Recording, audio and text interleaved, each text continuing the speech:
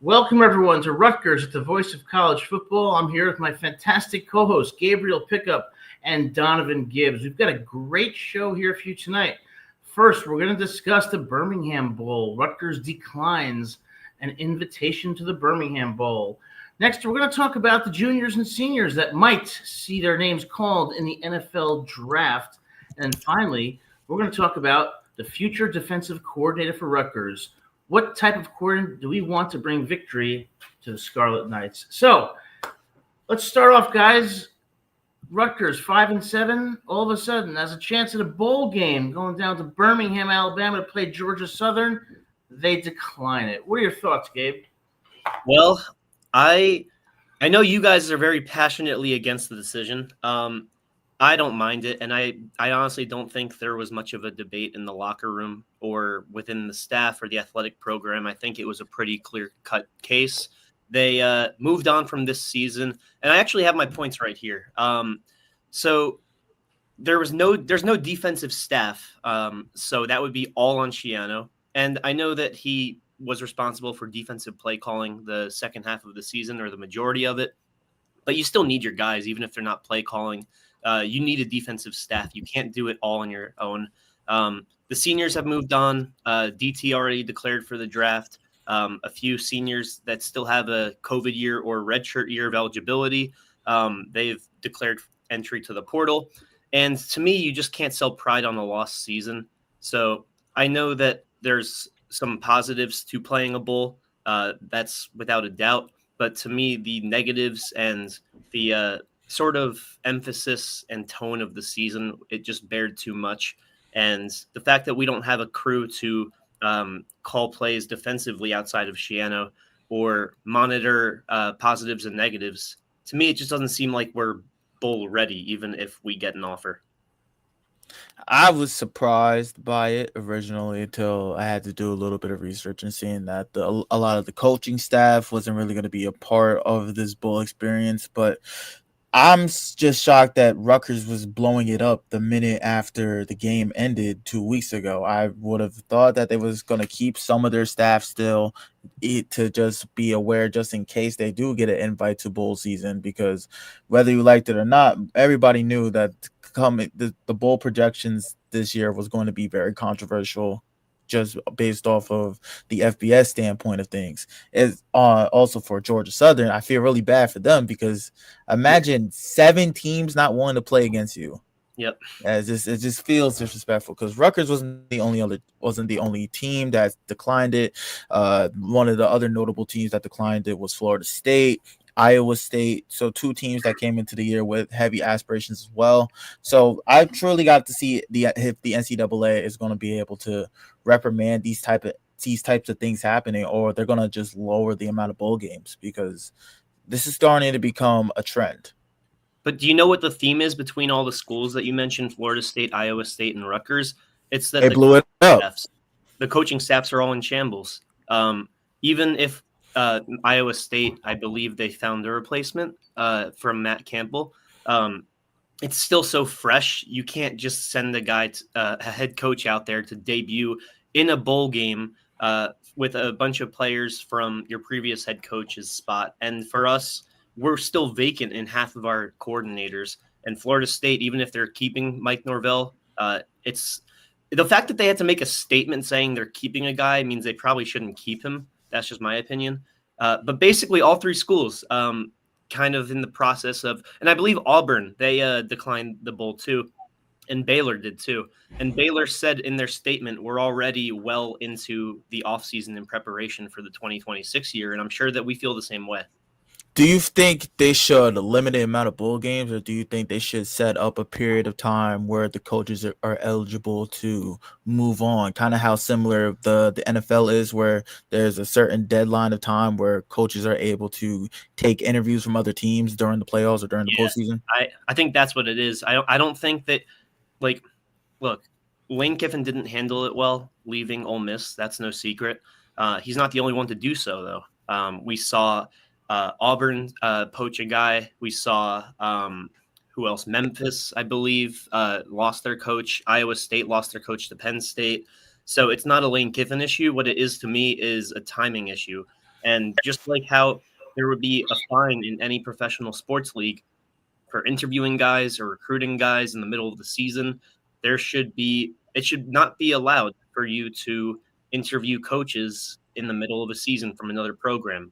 It should be after the season's over and after any bowl games have been played. That's the solution. I may have a different opinion here. I do think Very that blue. I do think that Rutgers should have participated in the Birmingham Bowl. It was a very, very bad year for Rutgers, and they finished on the worst of possible notes, being ahead in the fourth quarter against Penn State. And then you see Athan fumbling the ball, and we miss it on 4th and 1. Then on 3rd and 26, we get a penalty, lose the game, leaving a bad taste in every Rutgers fan's mouth. Now, we're losing a good number of seniors and impact players. This was an opportunity for the younger players to get an opportunity to play and to go out on a more encouraging note, to get game experience. And I know it wouldn't have been under the most ideal circumstances. I mean, you hardly have any defensive staff, but what you do have is you do have players, and I'm sure there's players who want to play and players who need the experience. I think this would have been the right kind of point for Rutgers to, put the memory of Penn State in the background and say, let's go get a win against Georgia Southern with our younger players, give them some in-game experience, and really, really start this on a positive note. I don't think that they're that deep right now into the offseason that they couldn't do it. And my worry going forward is that next year we're going to have a lot of players that don't have any experience. We're going to be missing a lot of the impact players, and it could be worse than this year. So I think it was a mistake. Well, I agree with you on that end, just on how they should have started to give these young guys a chance to play in that Birmingham Bowl, because there's a huge question mark at center. There's a huge question mark at quarterback. We haven't seen as much of AJ Surace that a lot of Rutgers faithful would like to see, especially the coaching staff. And now we got to wait for all of if he's able to do this in game-like situations until next year's week 1, instead of trying to see it in a bowl game where the worst that happens is you're losing the bowl game. But to be fair, think about how much we've referenced the Rate Bowl, how much weight it has, and that was a bowl game where everyone was still sold on the season. Now imagine this would be on our record, and we wouldn't even have our best players out there. So to me, that's the other case of if you play these backups or play players that want to play and players that don't want to play simply don't play, it'll historically not look great if we don't perform like an A-plus squad with 100% team chemistry, which we clearly don't have at this point because we're already, I would say, like 5% into the offseason, which it doesn't sound like a lot, but that's a lot of decisions already being made. I mean, we already cut most of Shiano's staff on the defensive side of the football, and there's no true leader on the defense yet that has emerged. Chabome had a solid year, but to me, the dynamic doesn't seem great when we lose our defensive captain. We lose the staff. I mean, to be fair, the staff needed to leave anyways. But I just think the negatives outweigh the positives here. It's one extra game where players can play, but ultimately it would just be like an early spring game to me. Yeah, and I think you make fair points. I just kind of feel like, well, they're eventually going to have to play, and it's going to be 9 months from now. And I'd rather have them get their feet wet a bit because they're going to be the ones on the field. And I think we could have given at least some more positive things to take away from this season rather than having that Penn State loss linger. But I certainly respect that opinion. Any final thoughts on that before we head to the juniors and seniors who might see their name called on Sundays? I truly believe that a lot of those players, especially some of those seniors, would take up the opportunity to play one more game just from just a film aspect. I truly believe most of the D line, if you told them, if we have the chance to play one more game, would you be interested in playing this game? Most of them wouldn't sit out. The only players that I can truly believe that would quote unquote sit out is players such as Ian Strong or KJ Duff. Well, DT and Nathan already said goodbye to Rutgers, though. That's true. Well, Rutgers has made its decision, and we can put this season to bed. Hopefully, next year and the forthcoming years it will be more positive. But Rutgers is losing a lot of impact players this year, and it could be another challenging season next year. But before we get to that, Gabe, talk to me about some of the seniors, some of the juniors who may have a chance to see their name called on Sunday and may represent Rutgers in the NFL. Yeah, so we got quite a few. Some of them are a little bit more of a reach than others, and these aren't all the seniors and juniors that will be leaving or declaring. These are just the guys that, they made their real impact this year, and I do think that they could get a shot, if not drafted as an undrafted free agent or a sleeper pick. So I'm going to give all the names. We can go through them one by one. You guys tell me if you think they're getting drafted early, drafted late, UDFA that makes an impact regardless or makes a team, or they're not quite there from what you've seen. So first guy is none other than Mr. Ethan Kaliak-Manis, and that's going to be a controversial quarterback name on draft day. Donovan, what do you think? Seeing how most of this draft class, especially from a QB standpoint, overall the best QBs that are going to be coming out of this year's draft or like going into this year's draft is going to be Francisco Mendoza, Dante Moore. Seeing some draft boards that included Ty Simpson and Julian Sayin. So there's a chance for eighth. Wait, no, my bad. That's just Ty Simpson. Yes. I've seen a lot of draft boards include Ty Simpson, and there's a possible chance you can see Ethan get drafted in the later rounds, but he's most likely going to end up as a free agent signing, and I can see him making an impact on a lot of NFL squads come the preseason. What do you think, Mr. Adam? I think Ethan made some significant strides this year. When I was at the Penn State game, I saw a guy who had a very strong arm and was very accurate. Also has the intangibles. He's a team player. He plays with a lot of grit. He's respected by his teammates. So I think he has a lot of attributes that could be positive in the NFL. Do I think, though, that he's on the level as some of the other quarterbacks? Not yet. Is it possible? Maybe. I see him as an undrafted free agent getting a chance with an NFL team and possibly, best case scenario, securing a spot on the roster as a backup. Yeah, I think that, with Kyle Monangai, I believe that I said that he would be on a roster and his sort of peak or potential peak would be a Sonny Michel. He's already better than Sonny Michel ever was. And with Kyle Monangai, he was the focal point of the offense 2 years ago at this point because the season's now over. Ethan was the focal point of the offensive attack this year.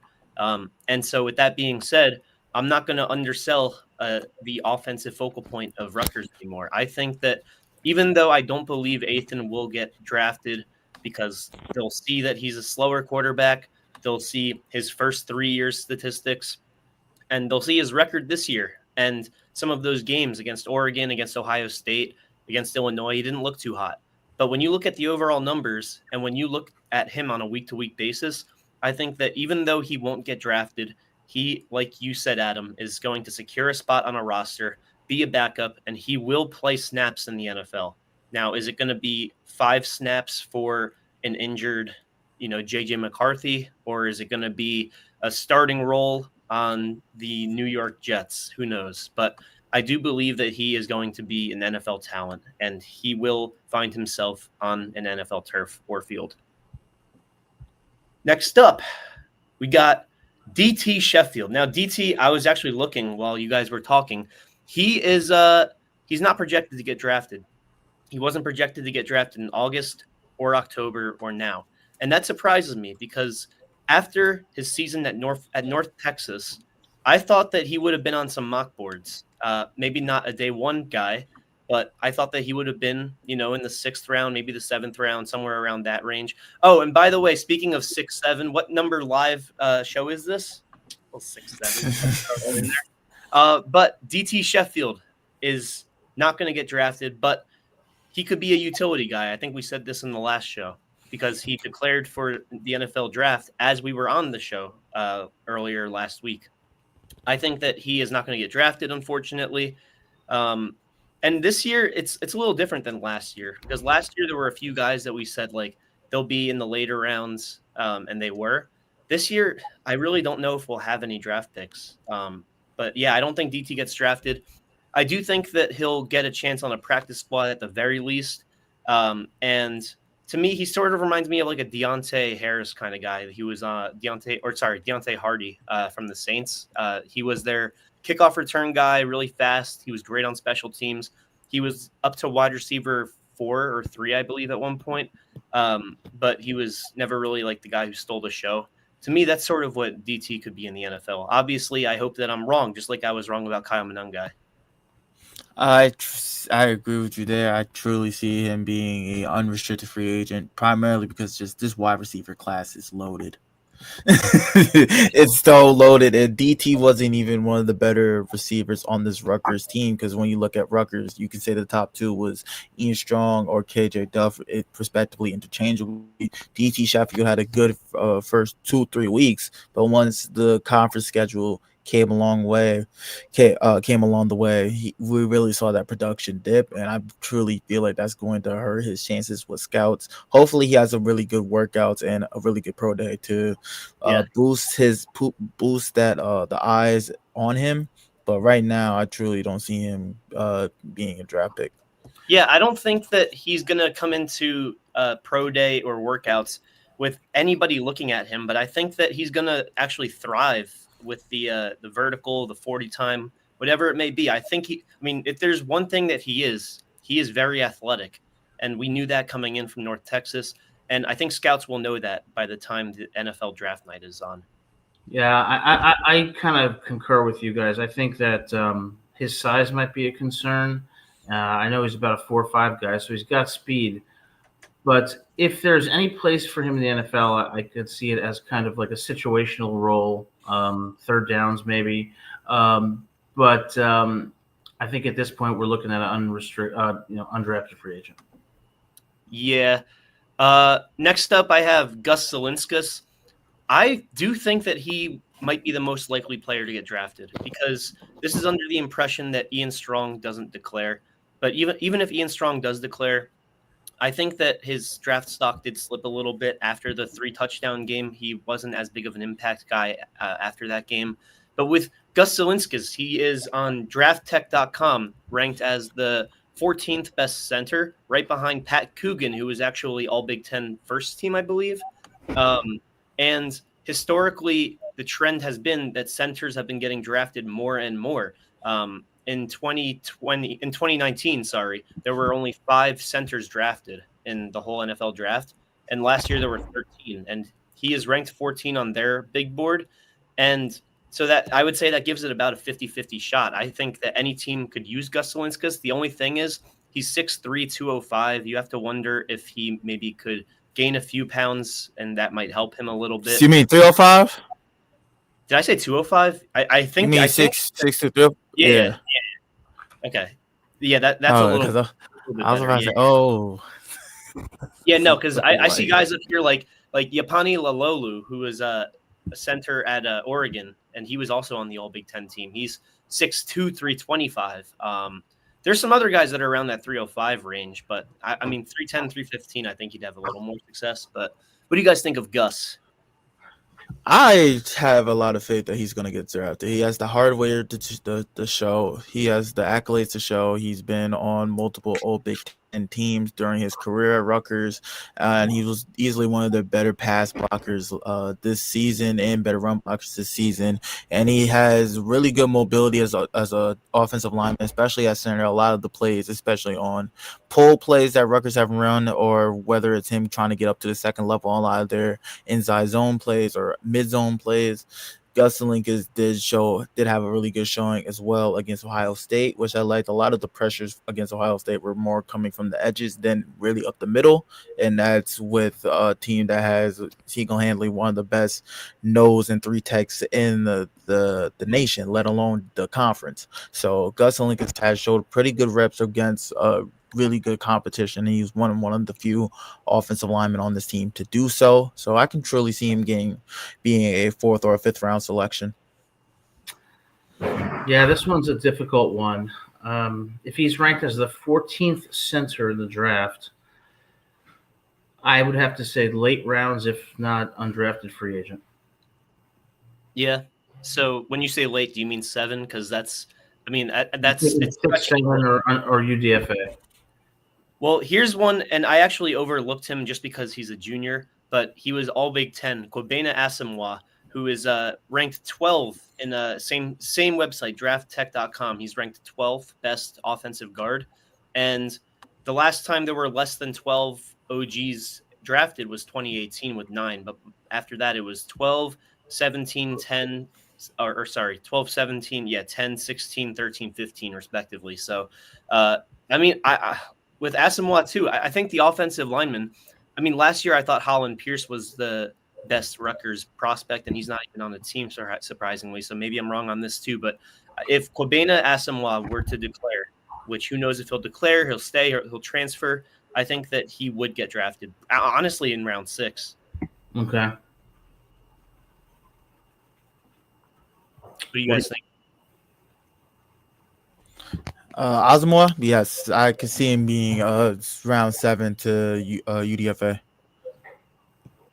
Because for the most part right now, offensive linemen are a need, especially just the amount of injuries that we just saw to the offensive line in general this weekend in the NFL. So a lot of them are going to be available, and I see a lot of teams going after them because it kind of feels like the pendulum is swinging again, where we went from pass-happy offenses to a lot of ground and pound offenses. We're seeing teams have a lot more rushing attempts in games, and you really need bolster offensive line. And we're seeing teams now, especially the successful teams, the Lions, the Bears, the Rams, starting to really build a lot of what they have going on through their offensive line. So I can truly see a lot of the Rutgers offensive linemen, whether now or next year, getting picked up because a lot of these teams are going after them, and they're going to keep giving a lot of these guys a shot. And overall, offensive line have always been a commodity, but especially nowadays in the NFL, they're such a great commodity. Yeah, I would agree with that. All right, so apparently I was just wrong about Ian Strong because I'm looking at NFLmockdraftdatabase.com right now, and PFF has him going pick 42, and he is on average ranked 146, projected around 5, but he's actually as high as 42, and PFF is one of the more reputable mock drafts. So, shoot, he might be a day one guy if he can creep up there. I think that he would probably go around round 3 or 4, though. Oh, yeah. He's gonna be projected at 2. I feel like he's most likely gonna fall to round 3 because if you look at a lot of his interchangeables, he's a 4.6 40 guy. Maybe if at his pro day he's able to run a 4.5 or a 4.4, that might up his chances of getting selected in the second round. But I completely understand why he's put so high on a lot of these draft boards, especially PFFs, because he has the intangibles. A 6'3" pass catcher that's 211 pounds. Seeing a lot of the best wide receivers today being around that size, whether if you're looking at Jackson Smith-Njigba, who is 6'1", DK Metcalf, who's 6'2", AJ Brown, who's 6'2". They're looking for a lot of those physical route running guys, and Ian Strong is one of those guys that are able to run crisp routes, and you can trust him in one-on-ones. So Ian Strong, I would, he's definitely talented. I would put him probably in the 4th round. I'm just not sure if he is going to get the kind of separation in the NFL that's going to lead him to be a playmaker. I don't know if he has the speed. I know That's he has the size, so that's my concern. That's what did plague him against Oregon. yeah. Wow. And if you looked at Oregon, like Ohio State, when they played elite competition, you really couldn't put it on Nathan Kaliakmanis. The receivers just weren't getting any separation. So I think Against that Oregon, I think you could.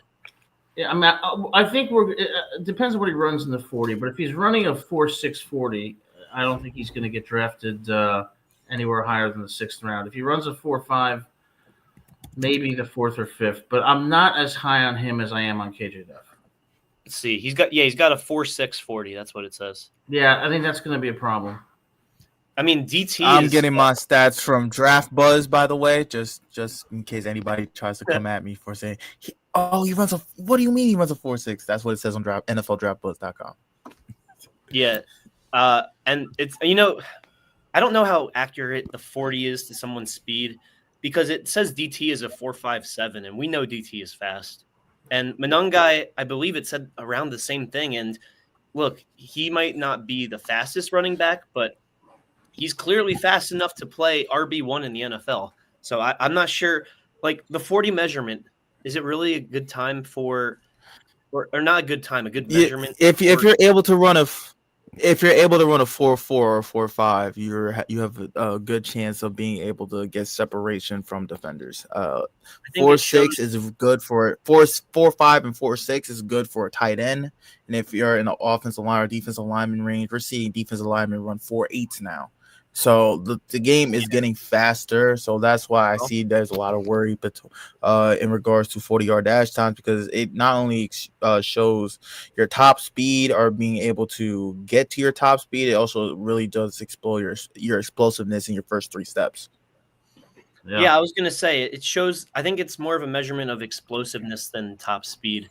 But I guess in the NFL, plays are only 3 to 5 seconds long for the most part. So I guess it's still a fair measurement. All right, so here's one. Call me crazy, but Kenny Fletcher. I know he didn't have an eye-opening year statistically or jaw-dropping year statistically, but to me, when you look at his plays that he has made and when he has been targeted, he makes the catch. He is physical. He gets clutch first downs, and he's a good run blocker too. And he's a good pass blocker too. If Ethan, for some reason, doesn't have him open or he's starting to run for scramble to the left or right, I've noticed Kenny is a good blocker. I'm not saying he's going to get drafted, but could Kenny Fletcher make a name? Not even make a name. Would he have a role in the NFL? Possibly. I could see him being kind of like a Jeremy Rucker guy. Kind of similar to what he was of being able to start at a Big Ten school, and he still has the intangibles of a tight end that's really good at blocking, and we've seen them have strong hands in certain moments. So I can see him making an impact on a practice squad and then working his way up, kind of similar to Rucker. Because the thing is, I've never seen him make a bad play or a bad drop. It's just that we don't use him, and that's not always that's not always an eliminator for a guy having a chance with the NFL. I mean, you mentioned Jackson Smith and Jigba earlier. He was wide receiver 3 on that Ohio State team, and he's looking like the best one out of him, Chris Olave, and Garrett Wilson. So I don't think that Kenny Fletcher not being utilized is the most damning thing. I agree with you on that. I just see it as he doesn't have a lot of tape, and just he hasn't played a lot during his career. This is his only second time playing. This is his second season playing, and he didn't even have a touchdown this year. Last year he had 2 TDs, 137 yards on the same amount of receptions. Last year at 20, this year he had 26, so we saw an increase in that. So I truly believe that just due to the fact that he hasn't been on the field a lot, it's going to be harder for a coach to be able to think about drafting him, let alone trying to sign him. He's going to be in a situation where he's going to be kind of compared to a lot of G5 players or FCS players, where it's just they don't have that much game. They don't have that much big game status of being able to play and play a lot on the field. Yeah, when I think of him, I think he's about 6'3", 250 pounds approximately. Runs a four. Uh, That's good tight end size. yeah. Yeah, that's a good tight end size. 6'3", 252. Okay, so he runs a 4.7 40. I just don't think I don't see him catching balls in the NFL. Now, could he be an amazing blocker? Possibly, but right now I see him at best as undrafted free agent. Yeah, I think he'll get workouts though. I wouldn't. Yeah, 100%. He's not ruled out by any means. I mean, obviously, like scouts look at numbers when you only watch a game for 2 to 3 hours a week, and then you spend the rest of your time as a scout looking at numbers and references. So, it is the numbers are the most damning thing. The usage rate is not. I hope that he does have a shot, and that's it for the offensive guys that I wanted to point out. I know Moshood Giwa he's a senior, right? I Down think so. Yeah, No, he would be going into his junior year. Oh, junior. My Yeah, he'll bad. be going to his junior. oh, word. Okay, so he's not even eligible to declare yet. Then, so yeah. All right, onto the defense. Speaking No. of LIU transfers, first one. Now this could be an argument. Eric O'Neill. What do you guys think for potential NFL? I see him getting drafted. And it's because once again he's still on the Shrine Bowl watch list. He's going to play in the Shrine Bowl, so we're going to have to really see his performance in those situations because it's not just a game. They do one-on-ones in those as well, where a lot of NFL scouts look at edge rushers and an opportunity to really show off their stuff in non-game type of scenarios. And one thing about Eric O'Neill, he is phenomenal in one-on-one pass rushes. That's just from seeing it with my own eyes during practices back at LIU. So I can see him being able to make his mark during this all season process. A lot of these all season I would say draft stock building activities. So I can see him going at least 6th round, 7th round. But like, if I'll be shocked if he's a unrestricted free agent, because even despite him having the down year this year, you still can't take away the year that he had again in 2024 when he was at JMU. So he showed that he's able to he has the potential there to be a game wrecker on a consistent basis. It's just that this year they just got to be able to a team's got to be able to figure it out. Yeah, on this one, I don't think he gets drafted. I did not think he had a good year this year. Did not get much push up front against Big Ten linemen. 2.5 sacks. I don't see him being a factor against NFL offensive linemen. I think I hope I'm wrong, but I don't see him getting drafted. See, what's interesting to me is now I'm on NFLmockdraftdatabase.com, and earlier on in the year there were 4 different mock drafts, or in the season. One was by Pro Football Focus. They had him as the 269th prospect. And then the other 3 I see are from Vikings Wire by Andrew Harbaugh. And September 15th, he was projected round 5. September 22nd, he's projected round 6. October 20th, he's projected round 7. And since then, Mock Draft Database has this chart where he has been as high as 166th projected as a pick. And then he trended down, and right now he's 391 projected UDFA. I do think he'll be a UDFA, but what's interesting to me is the fact that after October 25th, he shot down 279 spots. I don't know how you drop 279 spots from one game. Even if you're a defensive lineman, I mean, even if you have 0 tackles, 0 sacks, and running backs scorch you, I don't know how that happens. So with Eric O'Neill, there's the obvious bright side, the year at JMU, the fact that he is sort of sold as a pass rusher that can get a good amount of tackles. And what also is interesting to me about his the slip in his projections is he got more quarterback pressures in the second half of the year. So I don't know how he fell in the second half of the year more than he did in the first half when he was basically a non-factor. I hope that I'm wrong. I think that Eric O'Neill won't get drafted, but I do see him floating around a few practice squads, so he'll get his opportunity. I agree with that. I And don't know who's that. I guess that's Adam. I don't know why my computer bugging out. I was trying to get back to. I was trying to figure out what game the October 25th game was, and I was looking at it. I saw it was the Purdue game, and that was one of his better games. Yeah. So what the hell happened there? I don't get it. I got hit with an ad. Looking up the what game it was. Yeah, October 25th. I was trying to get to my. Oh no, you right know after what the it was? Purdue game. Okay, October 25th, that day, he was 199. November 1st, he jumps down to 479. So the game after Purdue, that was who was Illinois. That? Illinois. See, I don't think we played that bad defensively against Illinois. I thought that was more of the offense that did bad. I could be wrong though. It was one of the offense's worst games. Defense was okay, but ultimately, I know they put up 38 against us, but that was their identity all year was offense. So yeah, that's what we have for Eric O'Neal. He had a sack in the Illinois game too. Whatever. I don't know how like I said, unless you're a quarterback, I don't know how you jump down 279 spots without injury.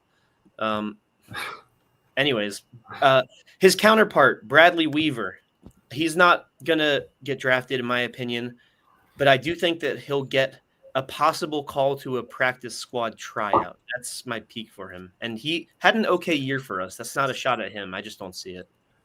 My peak for him, unfortunately, is the UFL. I don't see. Maybe he gets a camp invite. I wish the more than just a camp invite for him, but just the play that he put on the field, especially after the year he had at Ohio.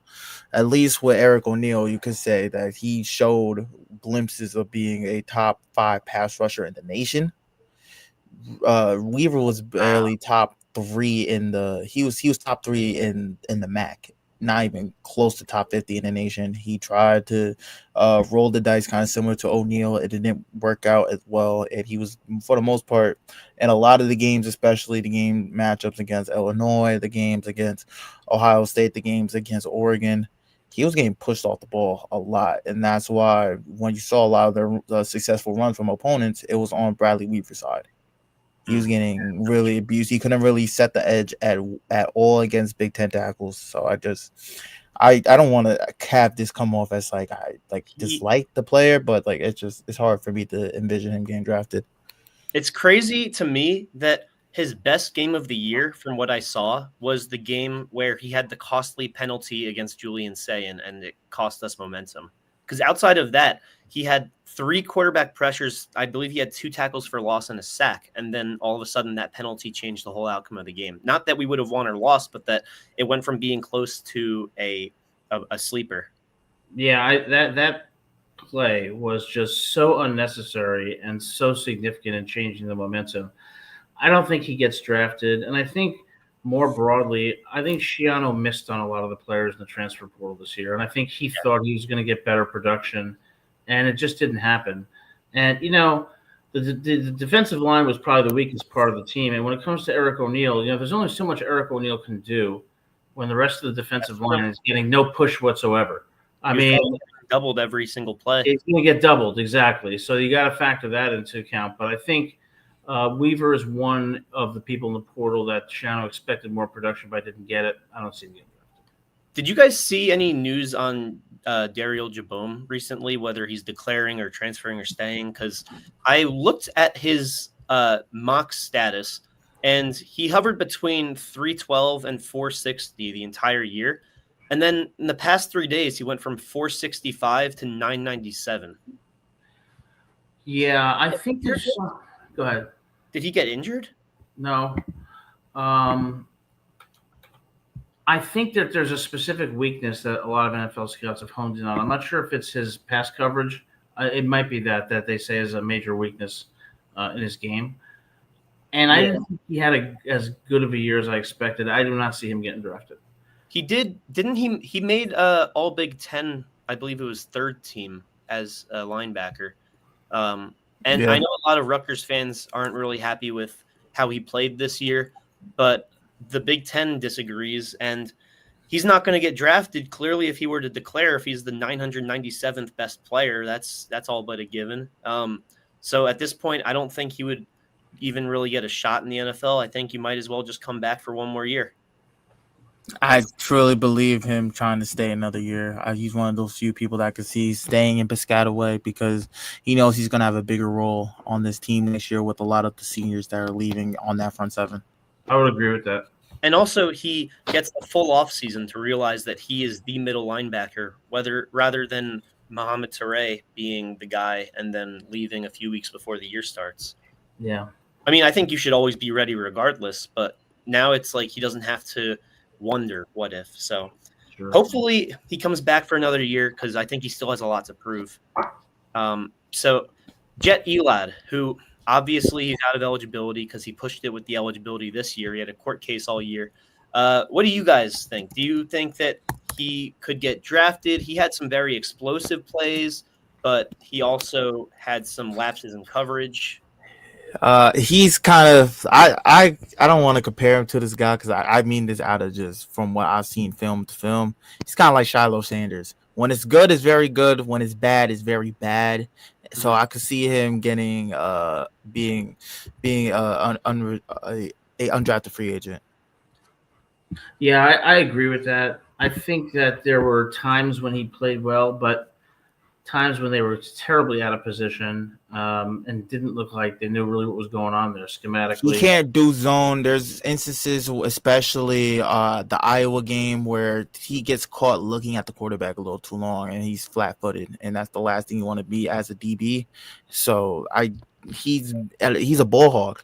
That's one of the things that he's going to have attributed to him, is something that a lot of coaches are going to be interested in, the way that he's able to his on-field IQ of being able to just get to the ball and being able to attack and being able to cause turnovers.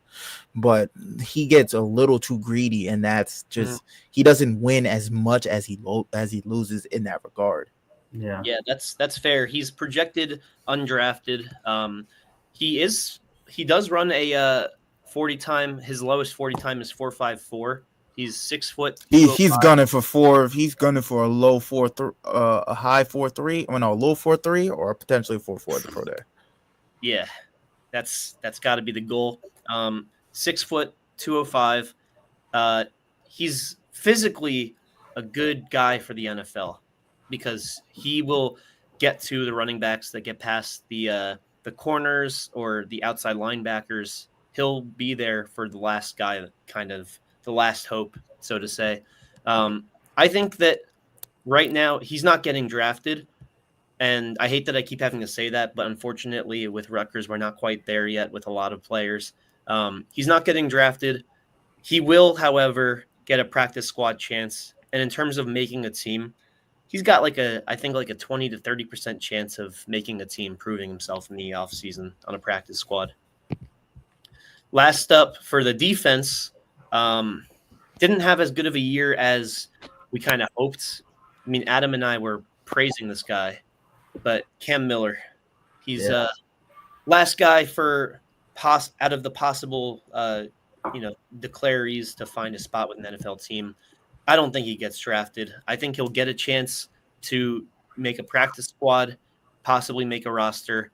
I don't see it happening, but prove me wrong. I don't see him getting drafted as well. Out of all the corners here, especially because I think Bo Mesco is also a potential. He's also draft eligible if he does make that decision. They're kind of both in the same boat. I'm just hoping, especially for Mesco, that he has a really good pro day. Because if he has a good pro day, I can truly see him being the 6th and 7th rounder. But when it comes to Cam Miller, no. Is Bo Masco? Why did I think Bo Masco was a sophomore? Oh no, he's a junior, so he could. Okay, so we'll go over him too. But first, Cam Miller. Yeah, Draft Buzz has Daryl Dignone, Abram Wright, Bo Masco, Devon Fuse, Jesse Ofurier, Fama Torre, and Fama's coming back because he tore his ACL, I believe. Yeah, They when I also saw have Dylan Braith. They have Dylan Braith right up here, but All right. he didn't even really do anything this year. He didn't play, no. I mean, when we talk about Cam Miller, it's kind of like when we're talking about Jet Elad. I think back to the Oregon game and how Dante Moore is throwing the ball to receivers, and there's nobody from Rutgers anywhere near. Yeah. I don't think that he's going to get drafted. I don't think anybody from the secondary is going to get drafted, and I think the best hope for Rutgers on the defense is going to be Eric O'Neal. I think Bo Masco would be our best chance if he does declare. Eric O'Neal is very much a wild card guy. He could go as early as the 5th round or not even get consideration.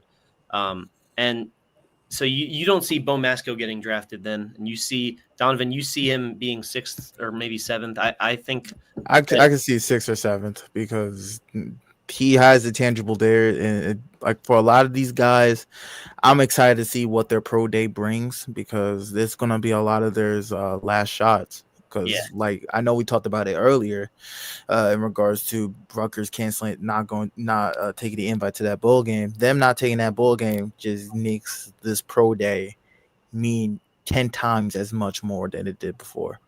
Yeah, that's very true. I think I lean more with Adam with Bo Masco, unfortunately.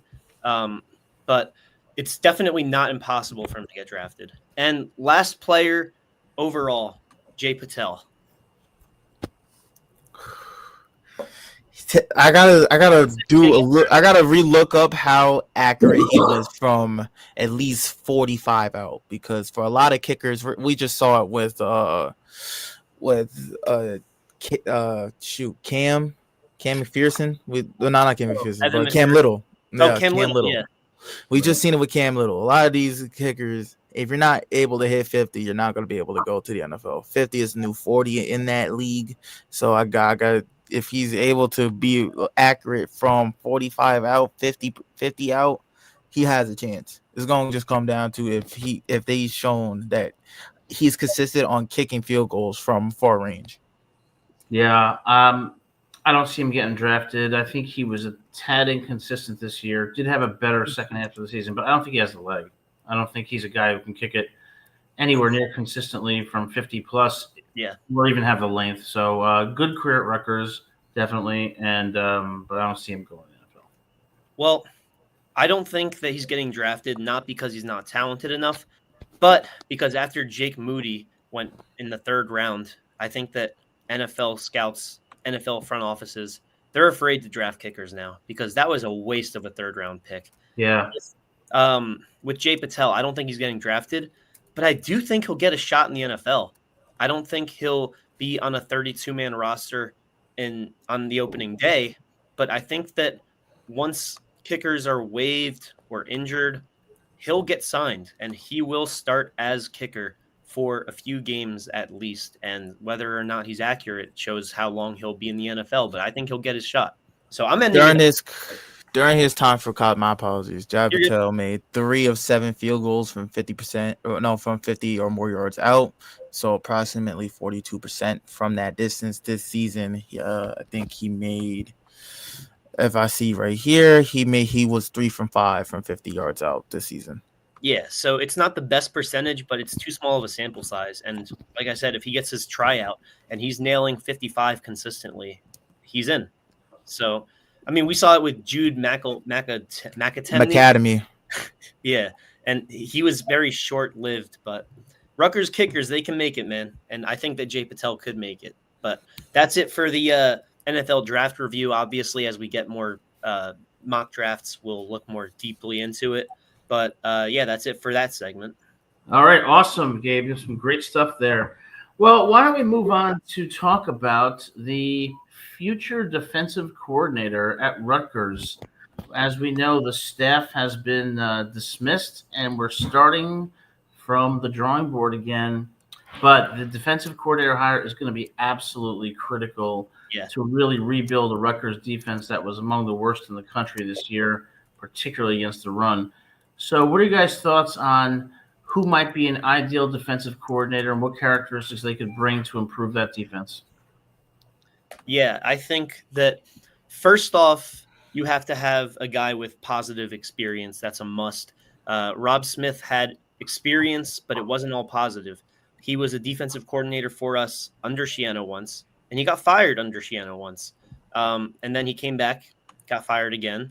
And so we need some better experience. Now, we have lost a few guys that we were looking to hire as defensive coordinators, but that doesn't mean that there aren't still guys with positive experience out there. The list is too long, honestly. I'm not even going to bother naming any guys because positive experience doesn't just mean defensive coordinator. Maybe it could be DL coach or linebacker coach or cornerback coach. But I think what this shows is that you can't have co-defensive coordinators. I think there needs to be one defensive coordinator.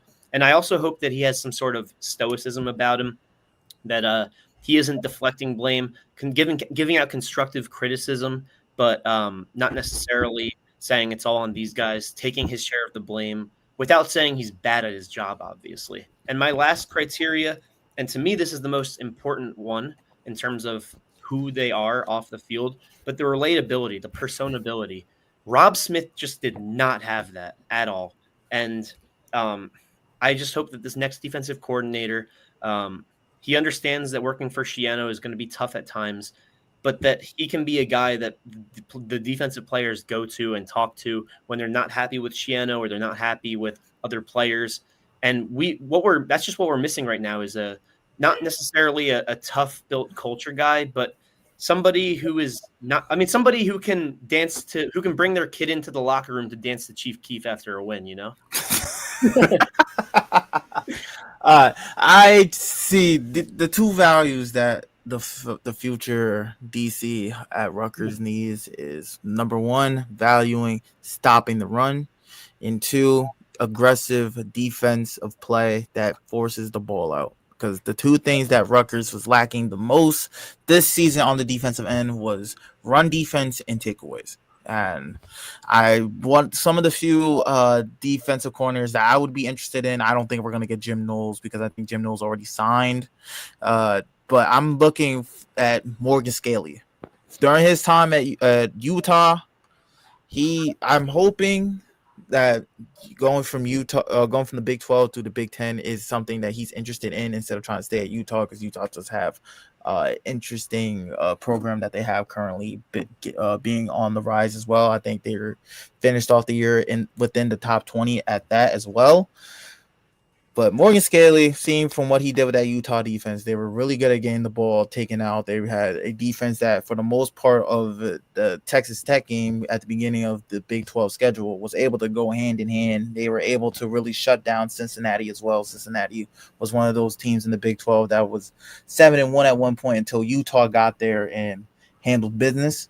So I would hope that Rutgers, and especially Kelly Zinn, because she has the not only to repertoire but the resume to be able to get guys like Scaley from these Big 12 or potentially ACC around that tier of Power 4 play to come to the Big 10. So I would love to see her try to go after Morgan Scaley because he values stopping the run. Utah was one of the better run defenses this year and getting takeaways. It's a good shout. Yeah, this is a really tough one because, I think that the defensive coordinator, number one, what I'm looking for is what scheme is the defensive coordinator going to bring and how is that a fit with Rutgers? Because we're going to be coming into the season with, to the extent that there were impact players on defense, they're going to be gone. So we're going to be dealing with a talent deficit. And how is the defensive coordinator going to maximize the talent and the success of a very difficult and inexperienced group? I don't know the answer to that. The first thing I think is, look, Shiano's a defensive guy. So what is the relationship between the DC and Shiano going to be scheme-wise? The second thing I'm going to look for is this a defensive coordinator that can get pressure on the quarterback with what we have? And then third, is this, a defensive coordinator that's going to, have enough of a variety in his schemes that he can adjust well during games and between games? What I envision for Rutgers is the ideal defense for them would be, the four defensive linemen can get pressure, creative blitzes that really make Rutgers a defense that is known to throw the quarterback's timing off and to be able to stop the run. I don't know who can do that. Because my view is that the defense is going to be so under talented next year that it's going to be a task of minimizing the damage. If I had to envision a person, it would be a young up and coming coach who's had success at a lower level, success dealing with players like this, and who shows a lot of promise rather than a tried and true coach who might be more rigid in his approach and not able to adapt to the challenges he'll face at Rutgers. Yeah, we tried the latter, so we need the former, 100%. Yeah. I don't think Rob Smith fit any of the criteria. Not a diss at his age, but I'm talking about the relatability, the up and coming kind of guy. You can be up and comer and be older, but he was not. He was on the wrong side of the pendulum. Yeah, and what surprised me this year, Gabe, was there were just so many times during the season where it looked like the Rutgers defenders didn't know where they were supposed to be. Yeah, I mean, I saw that too. Yeah, like most of the big time plays weren't getting out muscled. There were a couple cases of getting out muscled, outran, but for the most part, you're right. It was miscommunication, gaps down the middle, coverages of running the wrong scheme. Like imagine if Harizmiak he was here. He saw the play where Illinois burnt Rutgers on 4th down. And then he said to Rob Smith, hey, can you have that kind of intelligence for an entire season? And then that was how we saw that defense look. That's a good point. So I'm happy. Look, Rob Smith, I don't know you personally, but you earned it as the coordinator, plain and simple. Yeah, and just this year proved it because coming into this year, as we said, maybe it is a mixture of half and half, a lackluster performances from the transfers, but the coaching definitely did play a part in that because you can't go from having two guys that were viewed as some of the best pass rushing talent in the transfer portal last year into basically nobody's at the end of the season. Yeah. I mean, how many guys did we talk about today, specifically on the defensive side of the football, when we were talking about them declaring for the draft, where I said they're not going to get drafted. Maybe they get a practice squad chance, and they started up here, and then all of a sudden they're out of draft boards. I mean, that was pretty much every single guy we talked about on defense.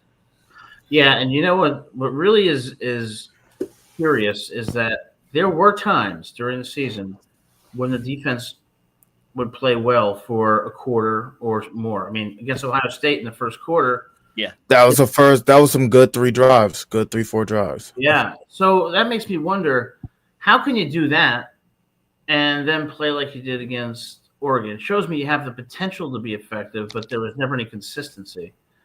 I think Oregon, I know that Ohio State's got this all-time great defense. I think Oregon might have a little bit better of an offense, though. I agree.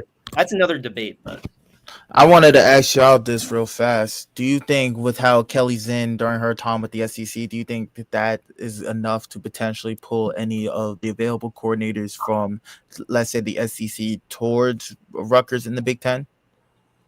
100%. I don't think that any players are going to transfer just because of an athletic director, because usually the coaches report to the athletic director, but the players report to the coaches. So I don't think any coaches are leaving, I don't think any players are leaving. I can see some sort of coordinators on the lower realm, defensive line coach, perhaps, special teams coaches, secondary coaches. I don't think we can poach any coordinators from the SEC though. Do you think potentially them looking at not only just FBS coordinators, do you think they should also look at any FCS coordinators? Of course. 100%. I mean, that fits Adam's description. Yeah, I think it's going to be almost impossible to get somebody from a major college program, because if you look at it through the eyes of a defensive coach. Why would you want to come to? Right. Why would I want to go to Rutgers, where I'm almost certainly going to fail because the talent is still deeply in development? So it's that from the record. But I think this might be attractive to a good FCS coach who wants to take on that challenge, is young and is ambitious. Gets a pay grade. It gets a pay boost. I could see them possibly going after the defensive coordinator at Rhode Island. because Rhode Island did have a top 10 FCS. They had a top 10 defense in the FCS this year. They were really one of the I better wouldn't mind getting some UConn guys too, because I know we're in the mix for one UConn guy who entered the portal. But I wouldn't mind getting some. I mean, didn't they go 9-3 this year? Yep, they beat the ACC champions. Yeah, so I wouldn't mind getting some UConn coaches too. What do you think the odds are of Harismiak coming back as the DC? No, I don't know how long he'll last at UMass, but I mean, I know he was better than Rob Smith. I don't see it happening though. I think that he, at this point in his career, wants to.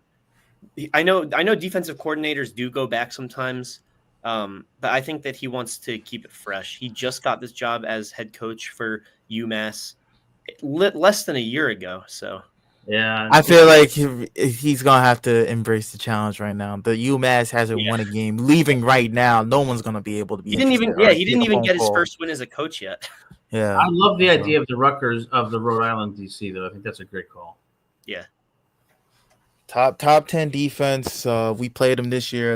At that time, I still remember it. The entire game prep. We were watching their tape against Holy Cross because, as well, at that time, I think this was week 5. Holy Cross was one of the. Well, no, it was week 4. Holy Cross was one of the well-known defenses in the FCS. Won a gritty 9-7 battle, and we were seeing how they were able to develop one of their players, AJ Pena, who was really one of the more top-tier edge rushers in the FCS this year and last year. He tried to go to Memphis, but he came back to Rhode Island. So he has their DCs have experience working with pass rushers that are FBS caliber. They have experience working with secondaries that are that have FBS caliber players on it. So that's why I could potentially see that. Plus, Rhode Island, New Jersey ain't too far away. That's right. right. I think what the defensive coordinator search last year showed is that we have to search deep for a new guy. We can't be satisfied after one interview with a familiar face. Bingo.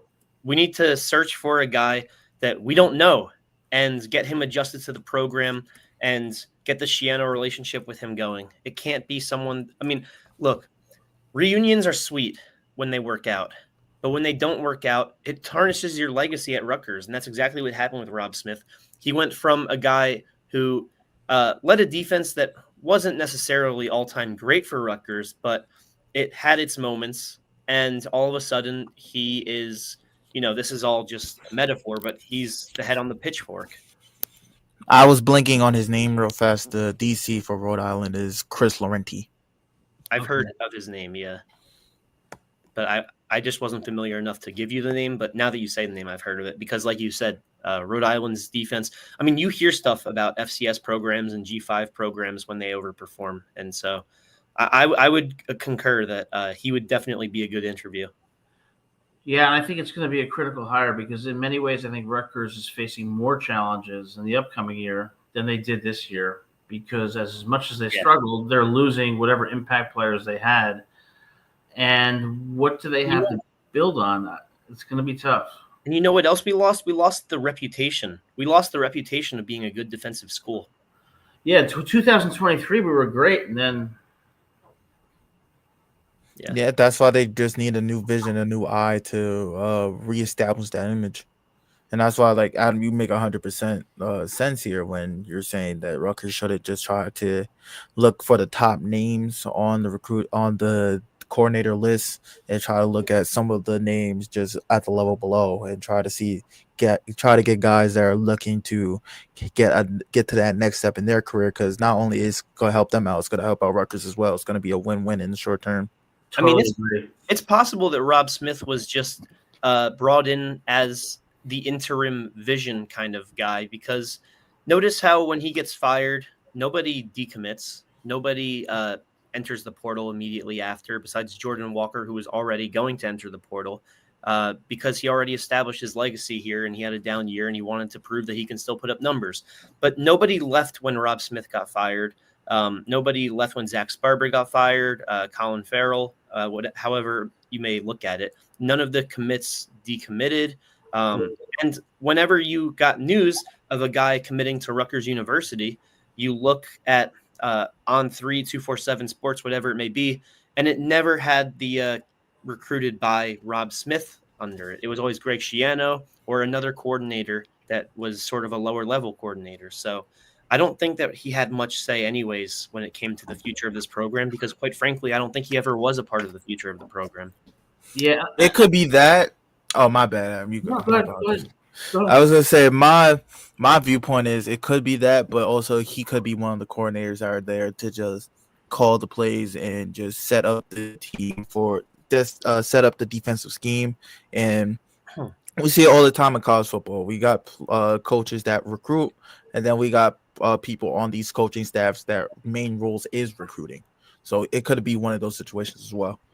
It's possible. You would think that at least one of those guys, if he was the defensive coordinator of the future, would have looked at this program a little differently when he got fired. But I think it's because everybody knew that he wasn't going to be around much longer because of how we were performing, and also because he wasn't quite the pivotal name when we brought him in anyways. Yeah, I think one of the things that really concerns me is that midway through the season, Coach Schiano told the media that he was going to take a much more active role in the defense. Unfortunately, the defense didn't really get any better. And that's not criticizing Schiano. It's saying, obviously, that defense had some personnel issues.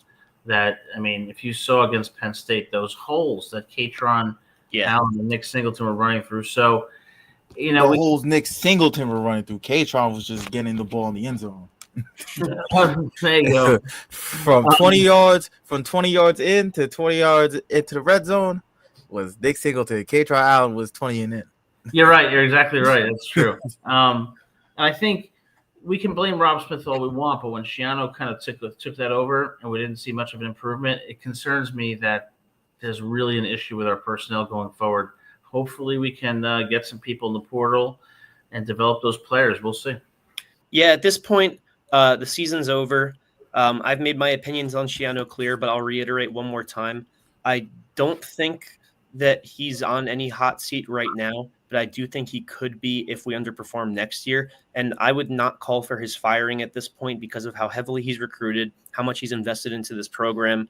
But with that being said, I think you're right that there's concern for the personnel. But in terms of my opinion on Schiano, at this point we have to work with him and we have to think what can he do for this program the rest of the offseason, because I think if he was going to be fired, it would have happened by now. And at this point, it's whoever is hired gets Schiano's approval. So at this point, if you're Kelly's in and you've made the decision that you're keeping him for the foreseeable future, let's hope that Schiano is even a better recruiter in this offseason than last. And maybe next year will be sort of an up year as opposed to this year where it felt like everything that could go wrong went wrong.